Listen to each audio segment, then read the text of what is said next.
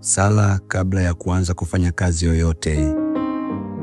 Ee Mungu Baba yetu mwema, uliyeumba mbingu na dunia na kila kitu kilichomo ndani yake, tunakushukuru kwa kutupatia riziki zetu za kila siku kupitia kazi tunazofanya, na kuomba kupitia maombezi ya Mtakatifu Rita wa Kashia, mtumishi wako aliyekuwa na bidii ya kufanya kazi na moyo mwema wa kuwahudumia watu, unijalie neema ili nifanye kazi kwa upendo na kujituma. Nataka nitekeleze agizo lako la kuitisha nchi na kuizalisha. Udumishe uhusiano mwema kati yangu na wafanyakazi wenzangu. Nijalie neema ili nisiwe sababu ya ugomvi au maumivu kwa wengine, bali niwe chanzo cha furaha na amani kwa wafanyakazi wenzangu. Naamini kuwa bila neema yako mimi siwezi kufanikiwa katika hayo yote, kwa njia ya Kristo Bwana wetu. Amina. Baba yetu uliye mbinguni, jina lako litukuzwe.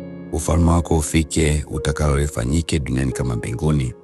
Utupe leo mkate wetu wa kila siku. Utusamehe makosa yetu kama tunavyowasamehe na sisi waliotukosea. Usitutie katika kishawishi, lakini utuokoe maovuni. Amina. Salamu Maria, umejaa neema, Bwana yu nawe. Umebarikiwa kuliko wanawake wote, na Yesu mzao wa tumbo lako amebarikiwa. Maria mtakatifu, mama wa Mungu, utuombee sisi wakosefu, sasa na saa ya kufa kwetu. Amina. Atukuzwe Baba na Mwana na Roho Mtakatifu, kama mwanzo na sasa na siku zote na milele. Amina.